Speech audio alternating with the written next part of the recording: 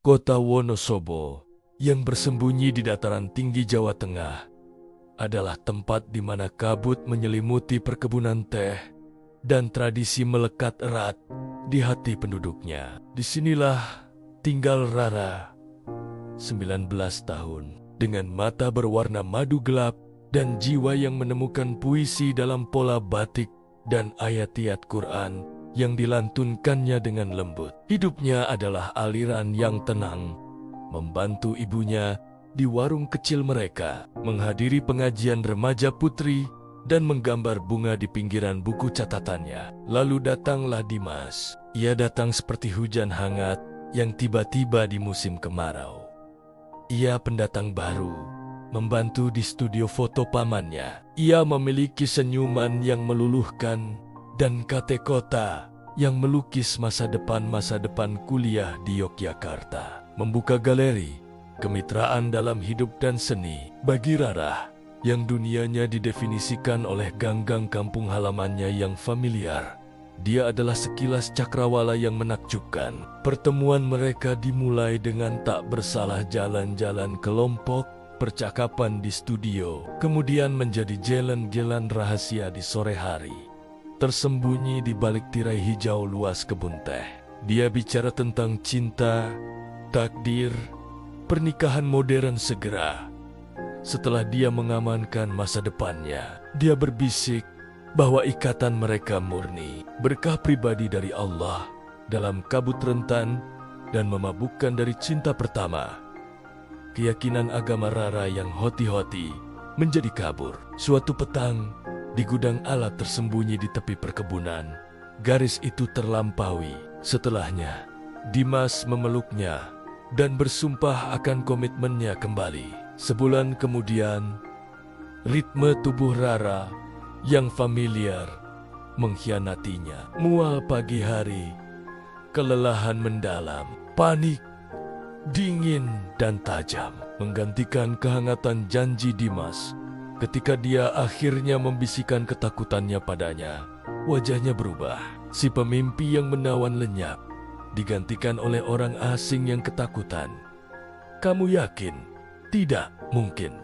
Ini masalah, Rara, masalah besar. Keluargaku, masa depanku. Janji-janji itu menguap.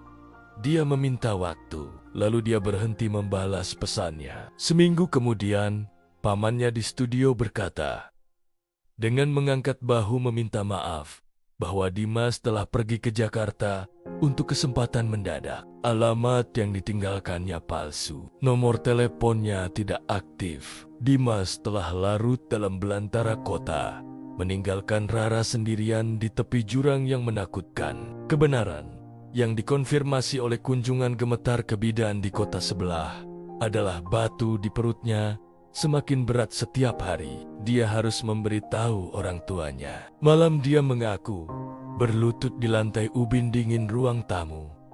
Keheningan yang menyusul adalah suara paling memekakan yang pernah dia dengar. Ibunya, Ibu Sari, merosot ke dalam, tangannya menutupi wajah. Isakan tertahan keluar seperti burung terluka. Ayahnya, Pak Hari, seorang penjahit terhormat yang dikenal dengan tangan stabilnya, menatapnya sioliolah. Dia adalah kain yang rusak. Pola rumit yang telah dia kerjakan bertahan-tahan kini terkoyak, tak bisa diperbaiki. Wajahnya berubah dari ketidakpercayaan menjadi badai kemarahan, lalu berubah menjadi kesedihan yang dingin dan menghancurkan. Astagfirullahalazim. Dia menghela napas. Kata-katanya berat dengan kekecewaan. Anakku, bagaimana bisa? Kau telah mengubur kehormatan kita. Kau telah membuat nama kita menjadi makanan setiap lidah di kota ini. Hari-hari berikutnya adalah neraka bisikan. Kabar itu, seperti kabar semacam ini, merembes melalui dinding rumah dan membanjiri ganggang. Pandangan di pasar menjadi tajam dan menghakimi. teman-teman dari pengajian berhenti berkunjung, kerabat menawarkan keheningan canggung yang menyakitkan atau kutukan terang-terangan. Rara menjadi hantu di rumahnya sendiri.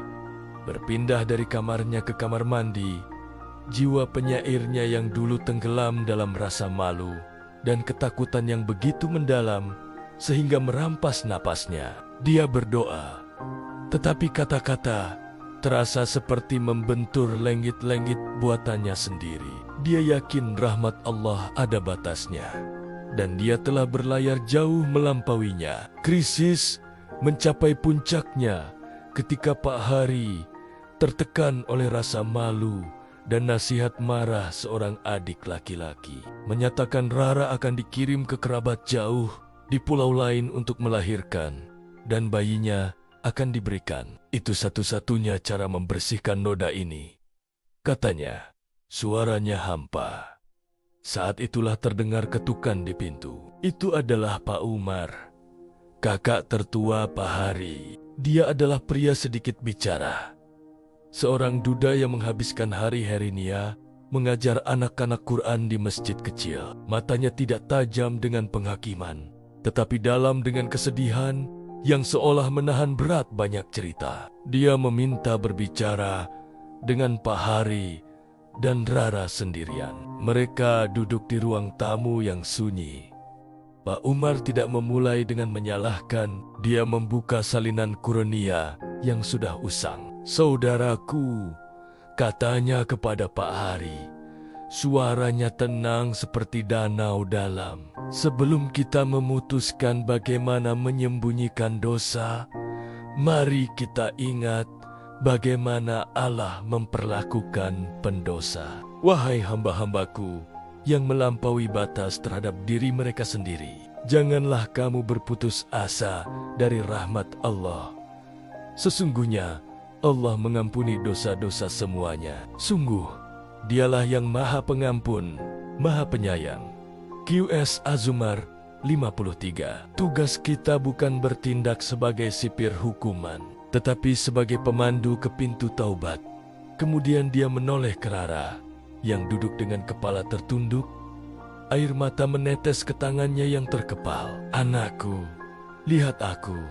Suaranya lembut tetapi tegas. Apa yang kau lakukan adalah salah. Kau tahu ini. Itu adalah zina tubuh dan pengkhianatan terhadap kepercayaan yang orang tuamu berikan padamu. Apakah kau benar-benar kembali kepada Allah dengan penyesalan dan tekad untuk tidak pernah kembali ke jalan ini? Rara hanya bisa mengangguk, isakan terbebaskan. Sudah, Pak De. Aku membenci apa yang kulakukan. Aku merasa sangat tersesat. Perasaan tersesat itu, kata Pak Umar, adalah tanda pertama hatimu berbalik. Sekarang, kita harus menangani konsekuensinya dengan martabat, bukan dengan dosa lagi. Menyembunyikan seorang anak, menyangkal kehidupan dan garis keturunannya, bukanlah solusi. Itu adalah kesalahan lain. Dia menyusun rencana, bukan kerahasiaan, tetapi penebusan. Rara akan melanjutkan kehamilannya di sini. Di rumah, keluarga akan berhenti bereaksi terhadap bisikan dengan rasa malu dan mulai merespons dengan keheningan bermartabat dan percaya pada rencana Allah. Dia akan memimpin mereka semua dalam mencari pengampunan tulus, taubat nasuha. Kemudian, setelah seminggu membimbing keluarga, Pak Umar menyampaikan ide lain yang membuat semua orang terdiam. Fahri berusia 24 tahun, seorang guru di sekolah dasar Islam, pemuda pendiam yang dikenal integritas dan kesalehannya yang mendalam. Dia menghabiskan malamnya di masjid dan akhir pekan membantu Pak Umar dengan murid-muridnya. Aku telah menjelaskan situasinya sepenuhnya padanya. Aku bertanya apakah dia bersedia menikahi Rara, memberikan anak ini seorang ayah, nama, dan tempat yang sah di dunia ini, melindungi martabat Rara dan kehormatan keluarga kita dengan cara yang paling diridai Allah. Fahri tercengang. Dia layak mendapatkan pengantin yang tak ternoda. Ini terlalu banyak untuk diminta. Itu tidak terlalu banyak bagi hati yang memahami luasnya rahmat Allah. Jawab Pak Umar. Aku tidak memerintahkannya. Aku memintanya syalat istikharah, meminta petunjuk Allah. Tadi malam dia memberiku jawabannya. Pada saat itu Fahri sendiri memasuki ruangan. Dia bukan pria tampan dengan cara Dimas yang mencolok. Wajahnya tulus, posturnya hormat. Dia menyapa pamannya dan bibinya. Lalu pandangannya tertuju pada Rara. Tidak ada kegeraman, tidak ada rasa ingin tahu yang kasihan. Ada kebaikan hikmat yang menakjubkan.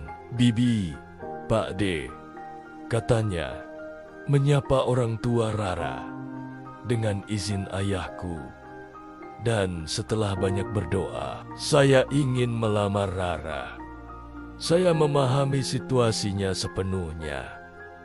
Anak yang dia kandung tidak bersalah. Ia membutuhkan seorang ayah yang tidak akan melihatnya sebagai kesalahan, tetapi sebagai amanah dari Allah. Dan Rara, dia menoleh padanya, membutuhkan suami yang akan melihatnya bukan karena jatuhnya di masa lalu, tetapi karena taubatnya sekarang dan masa depannya sebagai ibu yang beriman. Jika dia mau menerima saya akan berusaha menjadi pria itu. Ruang berputar untuk Rara. Ini bukan penyelamatan yang pernah dia bayangkan. Ini adalah pengorbanan yang begitu mendalam, sehingga terasa seperti banjir yang membersihkan. Ini adalah kesempatan bukan untuk menghapus dosanya, tetapi untuk membangun masa depan di atas puing-puingnya dengan seorang pria yang pondasinya bukan pasir, tetapi batu. Pernikahan itu sederhana, diadakan di masjid hanya dengan keluarga dekat yang pengertian. Tidak ada kendang meriah, tidak ada siraman rumit. Itu adalah upacara hikmat yang sangat mengharukan tentang pengampunan dan awal baru. Ketika imam menyatakan mereka suami istri, Fahri membungkuk dan berbisik kepada Rara, sehingga hanya dia yang mendengar. Kita mulai dari sini. Dengan nama Allah, hidup bersama Fahri adalah obat penenang yang sunyi dan menyembuhkan. Dia tidak pernah sekalipun menyebut masa lalu dengan kebencian. Dia menyiapkan kamar kecil yang cerah untuk bayi itu. Dia berbicara kepada perut Rara yang semakin besar, membaca ayat-ayat Quran, menyebut anak itu si kecil kita. Dia memperlakukan Rara dengan cinta lembut dan hormat yang tumbuh stabil. Berakar bukan pada gairah sesaat, tetapi pada iman dan tujuan bersama. Ketika seorang bayi laki-laki yang sehat lahir, Fahri adalah yang pertama menggendongnya dengan air mata di matanya. Dia membacakan azan di telinga mungil itu. Mereka menamainya Muhammad Raihan.